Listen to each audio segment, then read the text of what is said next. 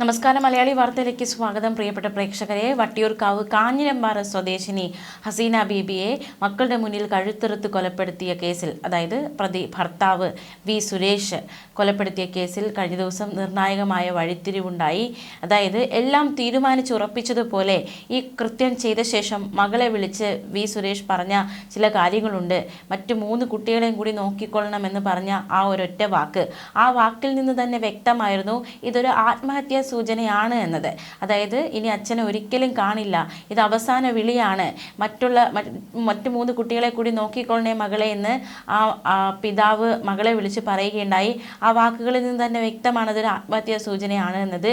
മണിക്കൂറുകൾക്കുള്ളിൽ നിന്ന് തന്നെ തമിഴ്നാട് ചിദംബരത്ത് റെയിൽവേ ട്രാക്കിൽ മരിച്ച നിലയിൽ ഒരു സുരേഷിനെ കണ്ടെത്തുകയും ചെയ്തു. എന്തായാലും ആത്മഹത്യ എന്നാണ് പോലീസ് നിഗമനം.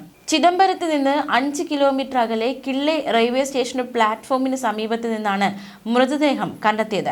ആധാർ കാർഡിലെ മേൽവിലാസം വഴി റെയിൽവേ പോലീസ് മണ്ണന്തല പോലീസിനെ ബന്ധപ്പെടുകയായിരുന്നു. മൃതദേഹം ഇന്ന് നാട്ടിലെത്തിക്കും. ബുധനാഴ്ച പുലർച്ചെയാണ് ഹസീന നാലാഞ്ചിറ ഉദിയന്നൂരിലെ വാടക വീട്ടിൽ കൊല്ലപ്പെട്ടത്. തൊട്ടു പിന്നാലെ തന്നെ കാറിൽ രക്ഷപ്പെട്ട സുരേഷിനെ പിന്നീട് കണ്ടെത്തിയത് ഇത്തരത്തിൽ മരിച്ച നിലയിലാണ്. സുരേഷ് വീട്ടിൽ നിന്ന് കടന്ന് കാർ ബാലരാമപുരം റെയിൽവേ സ്റ്റേഷന് സമീപത്ത് നിന്ന് കണ്ടെത്തിയിരുന്നു.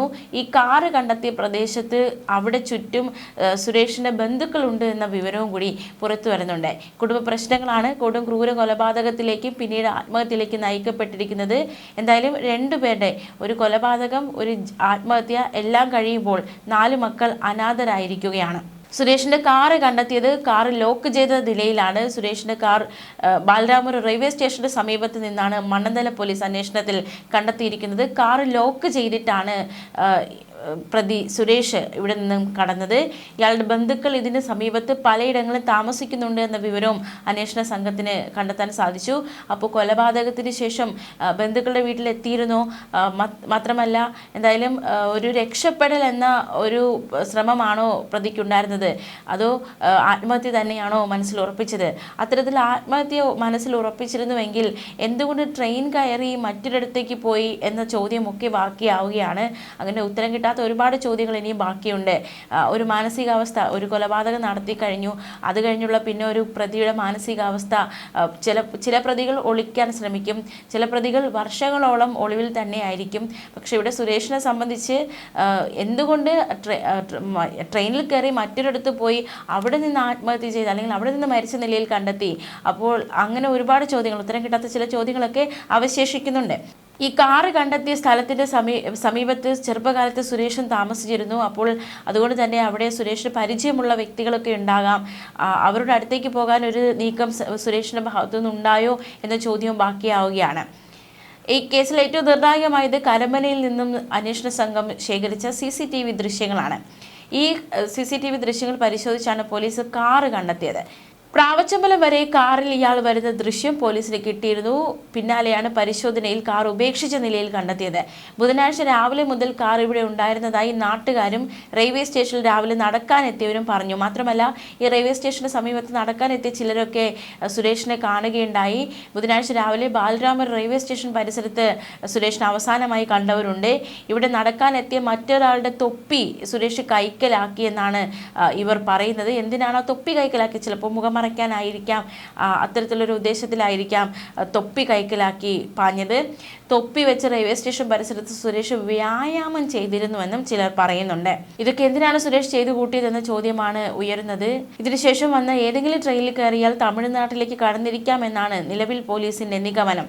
കാറിന്റെ താക്കോൽ കണ്ടെത്തിയ ശേഷം ഫോറൻസിക് പരിശോധന പൂർത്തിയാക്കും. ഇതിനുശേഷം തുടർ അന്വേഷണത്തിനായി കാർ മണ്ണന്തല സ്റ്റേഷനിലേക്ക് മാറ്റും.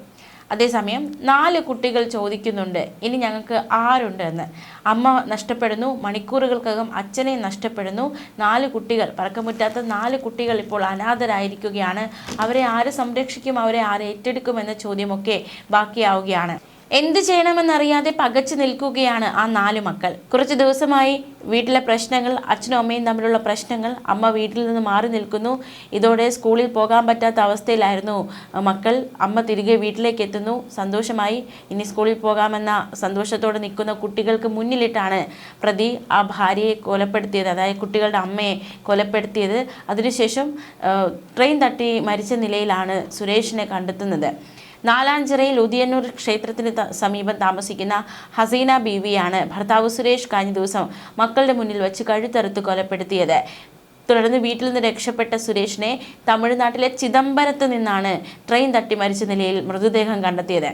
ഇവരുടെ നാലാഞ്ചിറയിലെ വീട്ടിലേക്ക് ബന്ധുക്കൾ വന്നു പോകുന്നുണ്ട്. പക്ഷേ ആ 4 കുട്ടികളെ ആര് സംരക്ഷിക്കും, അവരുടെ സംരക്ഷണ ചുമതല ആരേറ്റെടുക്കും എന്ന കാര്യത്തിൽ വ്യക്തതയില്ല. എന്തായാലും ആ കുട്ടികൾക്ക് വലിയൊരു സംരക്ഷണവും അതുപോലെ തന്നെ ഒരു പരിപാലനവും ഒക്കെ വേണ്ടുന്ന സമയമാണെന്ന് നമുക്കറിയാം.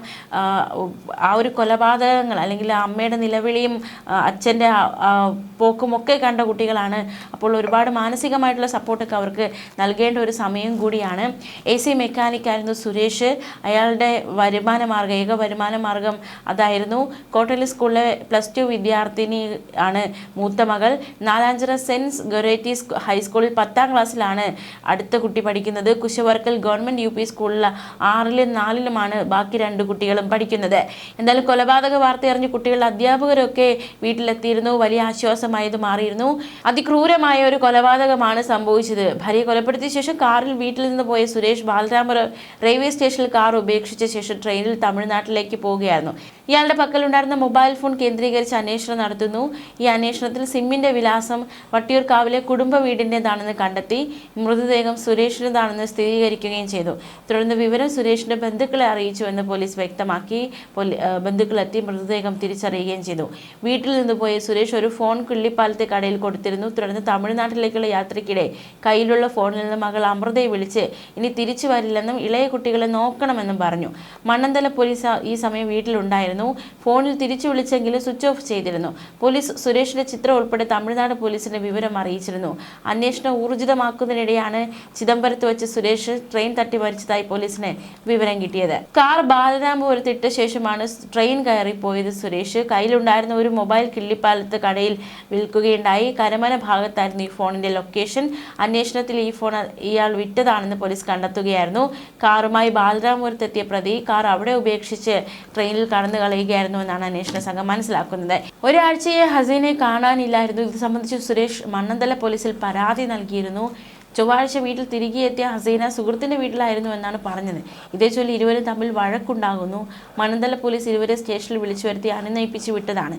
എന്നാൽ വീട്ടിൽ തിരിച്ചെത്തിയ ഇവർ വീണ്ടും വഴക്ക് തുടരുകയും കൊലപാതകത്തിൽ കലാശിക്കുകയുമായിരുന്നു. വളരെ ക്രൂരമായ സംഭവ വികാസങ്ങളാണ് അരങ്ങേറിയത്.